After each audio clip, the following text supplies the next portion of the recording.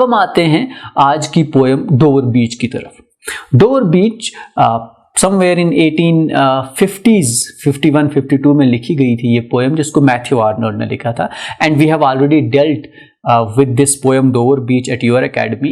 If you want to watch that lecture, you can visit your academy, and in the playlist section you can find the complete lecture on Dover Beach. But in this lecture we would only be applying this theory. So let's begin with the first step. As I said, that the first step is to find the contradiction in the poem. Now, in order to find the contradiction in the poem, we need to read the text of the poem. So first we would read the text of the poem and try to understand from the reading that what would be the conflict of this poem. The text reads, "The sea is calm tonight, the tide is full, the moon lies fair.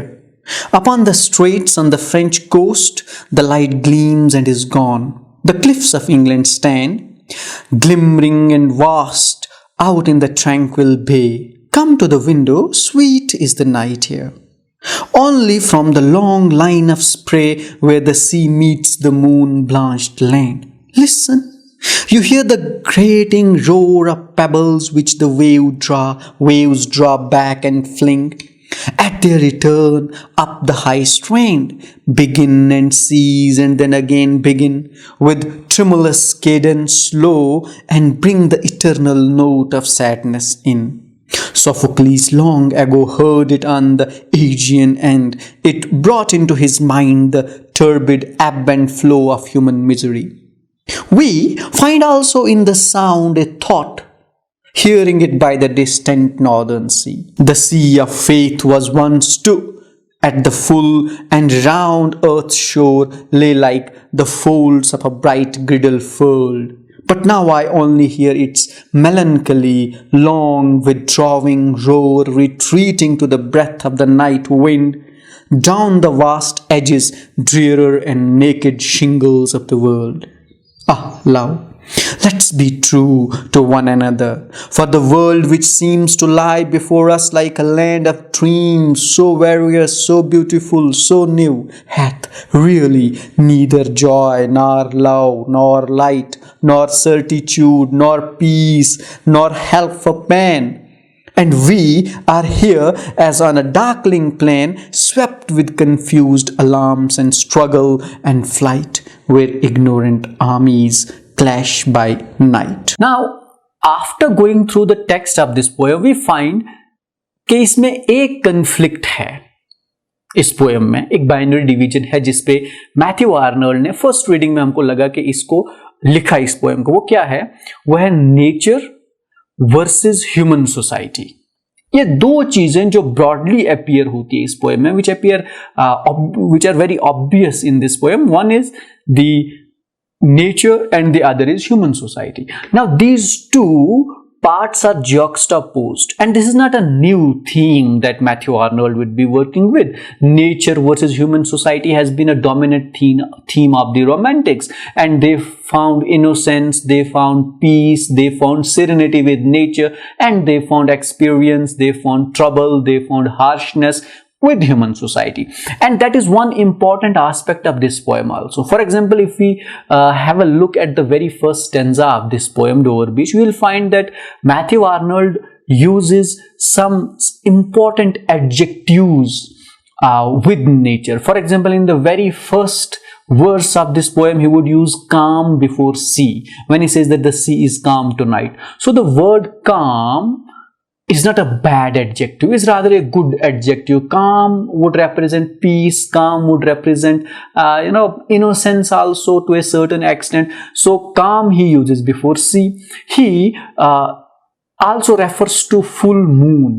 Now when he refers to full moon is not a bad image at all, and he also refers to tides, full tides. Now if we have full moon and we have full tide, इससे हमें यह पता चलता है कि nature जो है वो नॉर्मल है, वो एबनॉर्मल नहीं है, because we know the process of full tides. When we have full moon night we have high tides at that time, so that process is also normal. Another word that Matthew Arnold would be using in the very first stanza to describe the nature or the setting of the nature would be like sweet air. Sweet night air is what he uses, and he also would be referring to moon blanched land also, which means कि चांदनी से भरी जो है वो सरजमीन है, जहां जहां चांदनी पड़ी है तो उसको चांदनी रंग है. So what we find in nature is that all good adjectives are associated with nature. So the evidences are sufficient to suggest कि at the first reading, at a general reading, idea ये है कि nature is good. But in contrast to good nature, when it comes to human life, the words which Matthew Arnold would use for them would be like human misery. He would use in the last stanza, for example, that we live in a world which has neither joy, nor love, nor light, nor certitude, nor peace, nor help for pain, darkling plain, confused, struggle, flight, ignorant armies, clash by night. Now, these are some of the words which Matthew Arnold chooses for human society. He uses the negative word, that is nor, 5 times in 2 verses. Neither, nor, nor. And these nor, these negatives are used before some significant adjectives. For example, there is neither joy, there is nor certitude, nor peace, nor love, nor help. Now, love, peace, help, certitude, they are all positive adjectives, but they come with a negative prefixed with them. So this is sufficient evidence to suggest कि जो human society है वो अच्छी नहीं है. So the conflict in this poem would be like between nature and human society. The binary division would be like good nature and bad society. Nature is good and society is bad. And that means this would imply in generally that if you stick with nature, you will be in peace, you will be calm. Because say for example, he says, come to the window, sweet is the night air.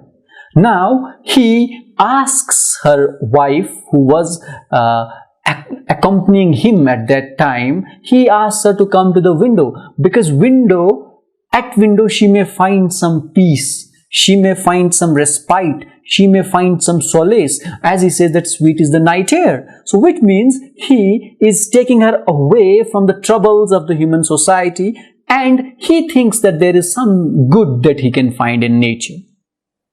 So what we have found, we have gone through step 1 of our deconstruction study, and that is we have found the basic binary division or opposition in this poem, which is that nature is good and human society is bad. Human society is full of anarchy.